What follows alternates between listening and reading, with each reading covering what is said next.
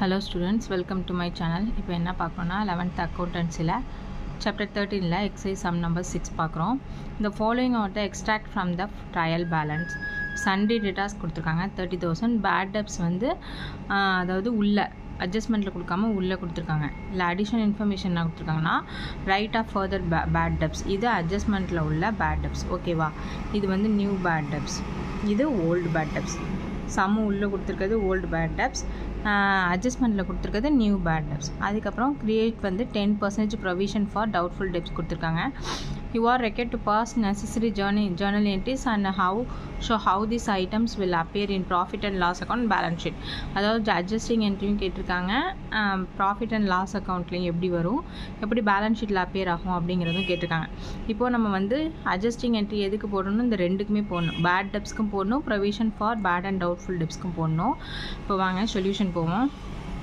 First adjusting entry, அதுக்கு format வந்து journal format தான் யூஸ் பண்ணுவோம். Date, particulars, ledger, folio, debit, credit. ஓகேவா? இப்போது பேட் டெப்ஸ்க்கான ஃபஸ்ட்டு என்ன சொல்லியிருக்காங்க, written write off further bad debts. இந்த நியூ பேட் டெப்ஸ் 3,000க்குள்ளே அட்ஜஸ்டிங் என்ட்ரி போட போகிறோம். அப்போது அதுக்கு என்ன வரும்னா bad debts account debtor to sundry debtors account. ஓகேவா? நியூ பேட் டெப்ஸ் கொடுத்துருந்தாங்க அப்படின்னா அதுக்கான journal entry bad debts account debtor to sundry debtors account. ஒரு 2-3 தடவை நீங்கள் ப்ராக்டிஸ் பண்ணிங்கன்னா உங்களுக்கு ஜேர்னல் என்ட்ரியில் அப்படியே பைஹர்ட் ஆகிடும். பார்த்துக்குங்க. பேட் டெப்ஸ் ரிட்டன் ஆஃப்னு நம்ம நரேஷன் எழுதிடுவோம். எவ்வளோ கொடுத்துருக்காங்க சம்மில் அப்படின்னு பார்த்தீங்கன்னா 3,000 சொல்லிட்டு அவங்களே கொடுத்துட்டாங்க. அப்போ அந்த 3,000 தான் எடுத்து டெபிட்லேயும் கிரெடிட்லேயும் போடணும். ஓகேவா? நெக்ஸ்ட்டு பி என்ன சொல்லியிருக்காங்கன்னா create 10% provision for bad and doubtful debts. இப்போ அவங்க வந்து பர்சன்டேஜில் கொடுத்துருக்காங்க, நம்ம தான் வந்து கண்டுபிடிக்கணும். அப்போ எப்படி கண்டுபிடிப்போம், சண்டரி டேட்டாஸ் எவ்வளோ கொடுத்துருக்காங்க, 30,000 கொடுத்துருக்காங்க சண்டரி டேட்டாஸ். இதில் நியூ பேட் டெப்ஸ் இருந்தால் லெஸ் பண்ணிக்கோ. நியூ பேட் டெப்ஸ் வந்து சம்மில் கொடுத்துருக்காங்க 3,000. அப்போ 3,000 லெஸ் பண்ணிங்கன்னா 27,000 வரும். இந்த 27,000ல் தான் என்ன பண்ணுவோம், 10% கால்குலேட் பண்ணுவோம். அப்போ கால்குலேட் பண்ணோம்னா 0 கேன்சல் ஆகிடும், 0 கேன்சல் பண்ணும். அப்போ 2,700 தான் provision for bad and doubtful debts. ஓகேவா? இப்போ நம்ம கால்குலேட் பண்ணி வச்சுட்டோம். இப்போ நம்ம ஜேர்னல் என்ட்ரி போடுவோம். இதுக்கான என்ட்ரி என்னது, profit and loss account debtor to provision for bad and doubtful debts. Narration வந்து provision for bad and doubtful debts created. Okay, இந்த இது வந்து எப்படி கண்டுபிடிச்சோன்னு இன்னொரு தடவை சொல்கிறேன். சண்டரி டேட்டாஸ் அமௌண்ட் எவ்வளோ கொடுத்துருக்காங்க, 30,000.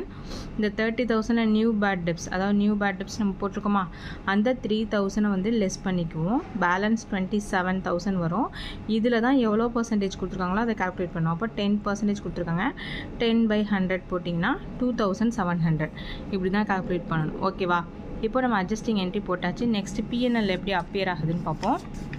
அதுக்கு ஹெட்டிங் எழுதிடுவீங்க, PNL account for the year ended அப்படின்னு சொல்லிட்டு. டேட் அவங்க கொடுக்கல, அதனால் நம்ம இது போட்டுக்கிறோம். Okay, next particulars rupees, date, particulars rupees format எழுதிங்க.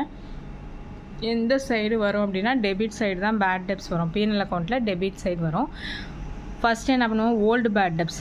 ஓல்டு பேட் டெப்ஸ் புக்கில் கொடுத்துருக்காங்களான்னு பாருங்கள். புக்கில் வந்து கொடுத்துருக்காங்க. ஓல்டு பேட் டெப்ஸ் எவ்வளோ கொடுத்துருக்காங்க, 5,000 கொடுத்துருக்காங்க.